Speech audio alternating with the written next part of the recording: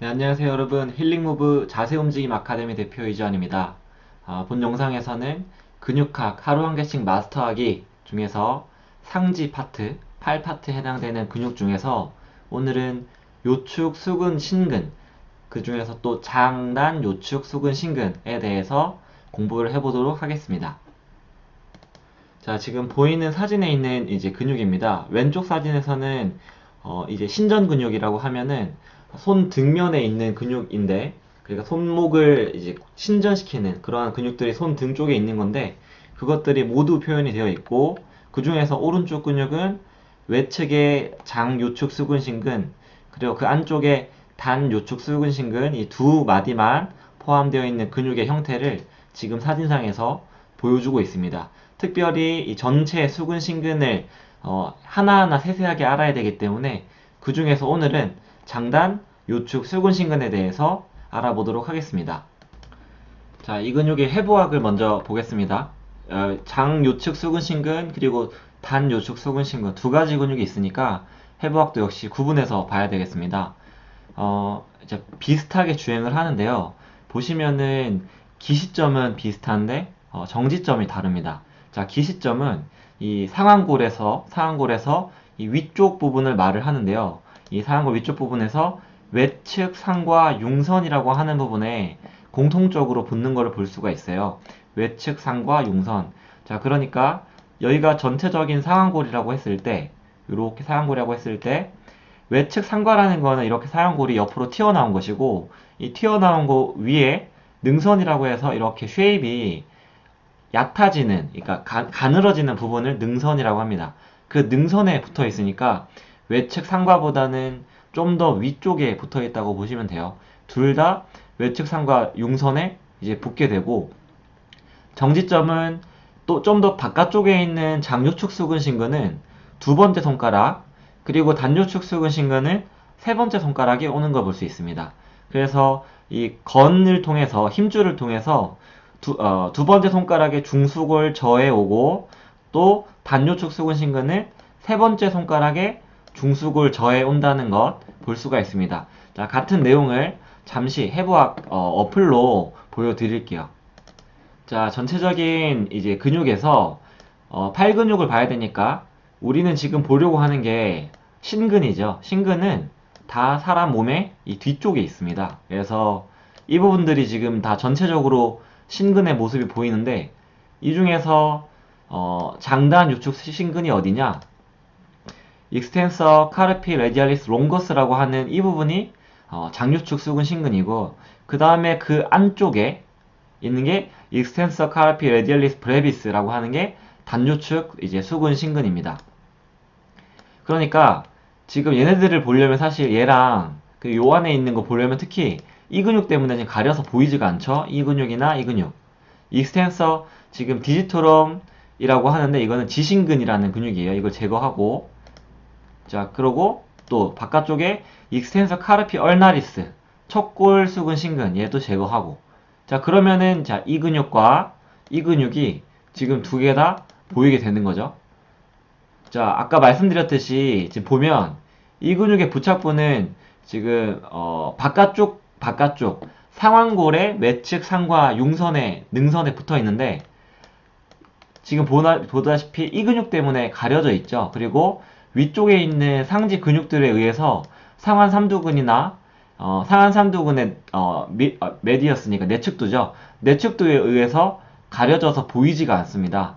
그러니까 얘를 따로 떼서 보겠습니다. 아이솔레이션을 해서, 자, 보다시피 아까 봤던 그림이긴 하지만 상완골에서 이 외측 상가보다 더 위쪽에 붙어 있다는 걸 볼 수가 있고요. 그리고 손으로 주행을 해서 두 번째 손가락으로 온다는 것 확인할 수 있습니다. 자, 동일하게 바로 그쪽 뒤에 있는 extensor carpi radialis brevis라고 하는 단요축 수근 신근입니다. 아이솔레이트 해보면, 자, 거의 비슷하게 주행을 하죠. 외측 상가보다 조금 더 위에, 하지만 장요축 수근 신근보다는 좀 더 아래에 부착이 되고요. 이게 손바닥으로 주행을 하면 세 번째 중속을 저에 붙는 모습 볼 수가 있게 됩니다. 자, 이러한 해부학을 알아야 바로 이제 기능으로 넘어가서 기능이 바로 이해가 됩니다. 자, 기능을 살펴보겠습니다. 자, 얘네들의 기능은요, 가장 메인으로 손목 신전입니다. 손목 신전이란 손목을 이렇게 꺾는 거죠. 손목의 신전. 플러스 요골 쪽 편의를 합니다. 요측 편의. 요골 쪽은 손목의 바깥쪽을 말하는데요. 손목이 요골 쪽으로 이렇게 편의된다. 반대로 척골 편의는 이쪽으로 가는 것이고, 요골 편의는 반대쪽으로 가는 것인데, 이 요측이기 때문에, 요측에 붙어 있는 근육이기 때문에 작용을 하면 신전 및 요측으로 편의되는 움직임을 하는 게 이 바깥쪽에 붙어 있는 근육들의 작용이라고 할 수가 있는 것이죠. 자, 협력근, 기능적인 단위들에 대해서 보면 손목을 신전하는 근육은 장단, 요축, 수근, 신근 외에도 수지신근이 있습니다. 수지신근. 자, 수지신근이 지금 보이는 이 근육이에요. 자, 요 근육 보이시나요? 자, 이 수지신근을 보면 손의 건들이 모두 손바닥에 전체적으로 향하는 것을 볼 수가 있어요. 그러면서 요축으로 편향시키는 근육은 수근, 신근과 더불어서 요축, 수근, 굴근이라는 근육이 손바닥면에 있습니다. 그래서 우리가 굴근을 배울 때 공부할 건데, 오른쪽 사진에서 요축, 수근, 이제 굴근이라는 것이 지금 이 부분, 여기서부터서 바깥쪽으로 이렇게 주행을 하는 근육이 있습니다. 이쪽으로 향하는 근육. 지금 이 근육, 제가 짚은 이 근육은 원회내근이고요. 원회내근 다음 근육. 지금 이렇게 주행하는 근육 보이시나요? 자, 여기서부터 이렇게 주행하는 이 근육. 자, 이 근육을 요축, 수근, 굴근이라고 하는데, 이 요축, 수근, 굴근과 우리가 아까 봤던 이 요축, 수근, 신근과 함께 작용을 해서 요축으로 편의시키는 이 동작을 만듭니다. 그리고 3번의 잡기 동작. 우리가 어떤 물체를, 자, 공이 있으면 공을 잡는다. 손가락을 이렇게 짚는다라고 할 때, 잡는다는 거는 굴근이거든요. 플렉서 머슬들이 작용하는데, 근데 이 굴근들은 손목을 굽히기도 합니다. 근데 왜 우리가 잡으면 손목이 같이 이렇게 되지 않을까요? 그것은 이렇게 잡을 때 이 뒤쪽에 있는 신전근들이 신장성으로 작용을 해주기 때문이에요. 그렇지 않으면 바로 이렇게 넘어가겠죠? 이 뒤쪽에 있는 근육들도 잡을 때 작용을 합니다. 그러니까 이 요축, 수근, 신근은 잡기 기능을 할 때 뒤쪽에서 기량작용을 한다라고 보면 됩니다. 그렇기 때문에 굴곡, 손목의 굴곡을 막는 거예요. 그래서 뭔가를 잡을 때 비정상적으로 굴곡을 하면 그거는 정상이 아니죠. 우리는 어떤 걸 잡더라도 가만히 잡으실 수가 있어야 되는 겁니다. 이렇게 되면 안 되겠죠. 반면에 뭔가 잡을 때 또 너무 과도하게 신전이 돼도 안 돼요.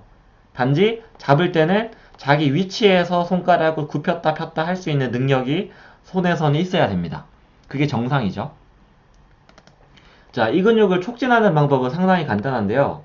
자, 지금 사진처럼 악수하는 자세를 취합니다. 악수하는 자세를 취하고, 자, 그 대상자한테 손목을 요축으로 편의시키라고 합니다. 그 다음에 나는 손가락을 어디다가 대느냐? 상완 요골근에 조금 더 손목 바깥쪽으로 됩니다. 상완 요골근은 우리가 악수를 하는 것처럼 하면은, 이제 외측 상과 능선에서부터 요골의 경상돌기까지 붙는 게 상완 요골근인데, 이렇게 힘을 주면 나오는 근육인데요. 그 상완 요골근보다 좀 더 바깥쪽에다가 손가락을 대라고 하고 요축 편의를 합니다. 그러면 손가락에서 수축되는 근섬유를 느낄 수가 있는데요.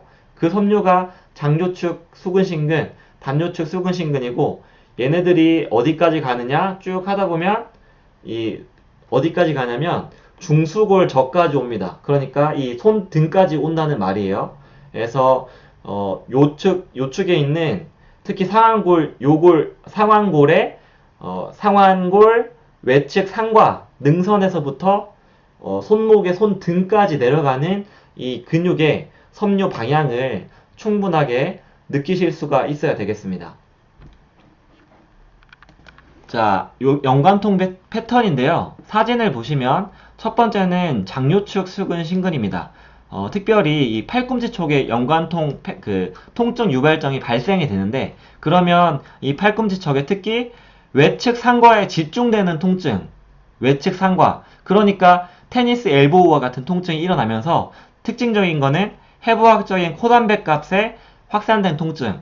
코담배갑은 이제 엄지 손가락의 이 끝부분인데, 우리가 손가락을 이렇게 하면 이 손가락의 근육에 의해서 여기에 움푹 들어갑니다. 이 부분을 코담배갑이라고 해요. 이 건들에 의해서 만들어지는 이 움푹 들어가는 곳이 코담배갑인데, 장요측 수근신근이 문제가 생기면 이 코담배갑 쪽에 아프다라고 하니까 손목이 아프다고 말을 할 수가 있는 것이죠. 특별히 증상이라고 한다면 손목이 척측으로 편이될 때, 손목을 반대쪽으로 이렇게 젖힐 때 외측 상과가 아픈 듯한 느낌 받을 수가 있고, 손목을 회외를 많이 할 때 아프다. 3번에는 잔에 물 따르는 것처럼 제가 어떤 걸 짚고 물을 따르는 동작을 이렇게 취하면 손목이 꺾인단 말이죠. 특히 웨이터 이렇게 손목을 따르잖아요. 와인잔 따를 때. 자, 이렇게 따르다 보니까 손목에 척측 편의를 많이 해야 되거든요. 그래서 이런 동작상에서 손목이 아프다든지 팔꿈치가 아프다든지 그러한 증상을 일으킬 수 있는 게 죄송합니다. 발음이 어렵네요. 요측 수근 신근, 이 근육에 문제가 생깁니다. 자, 계속해서 요측 수근 신근 같은 경우는 통증 유발점이 팔꿈치보다는 조금 더 아래로 내려오게 됩니다. 팔꿈치보다는 좀 더 손목 쪽으로 내려가서 중간 정도에서 통증 유발점이 많이 생기는데, 이 유발점에 상관없이 위아래로 많이 만져봐서 더 예민한 점을 찾으시면 돼요. 그 예민한 점이 문제가 되면 어디가 아프냐? 손등에 집중적입니다. 손등이 집중적으로 아프다. 손등과 손목이 많이 아프다고 호소를 해요. 특히 손목을 신전시키거나 척측 편의시키면, 손목을 신전시키거나 척측 편의시키면, 자, 그래서 운동할 때 많이 호소하시죠? 내발기기라는 동작 자체가 회원님이 손목을 짚었더니 손목이 아파요 라고 호소하는 게, 굴근도 문제지만 이 신근, 즉 장요측, 단요측, 수근신근의 문제가 손등이나 손목의 문제를 야기하기 때문에 굴근뿐만 아니라 꼭 신근도 봐줘야 된다는 사실을 잊지 말아 주시고요. 자, 앞에서 배웠던 여러가지 통증에 대한, 그러니까 손목도 아프고 팔꿈치도 아플 수가 있는데, 이 근육들을 효과적으로 늘려야 됩니다. 늘리는 방식은 파트너가 해줄 때는 한 손으로는 팔꿈치를 고정, 반대 손으로는 손등을 잡고 손등을 꺾는 스트레칭입니다. 즉, 팔꿈치를 신전시키며 손등을 신전시키며 마지막으로 팔꿈치를 회내시키면 됩니다. 이렇게 스트레칭을 시키면서 손을 내려주시면, 자, 이런 스트레칭이 나오겠죠. 이런 스트레칭.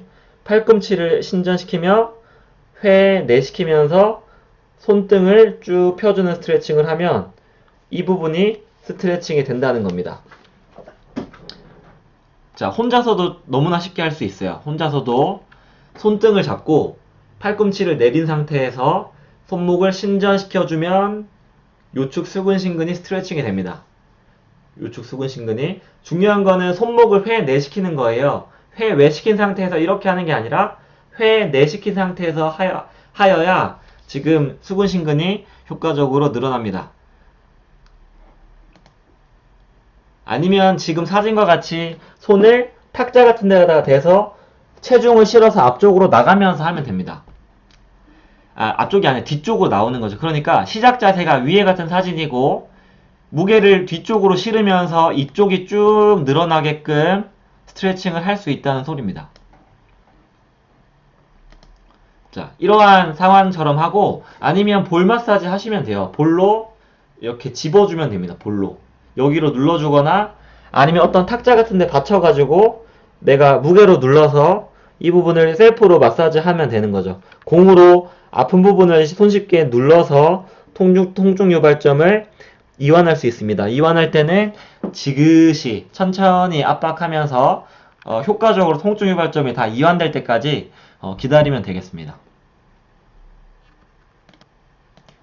자, 왜 이런 문제들이 생길까요? 첫 번째, 반복적이고 강한 악력을 유발하는 경우, 강한 악력, 예를 들어서 테니스의 백핸드를 한다든지, 삽질을 한다든지, 아니면 달인질을 계속 한다든지, 악수를 많이 한다든지, 무거운 물건을 많이 든다든지 해서 손목에 무리가 되면 통증 유발점 발생될 수 있고요.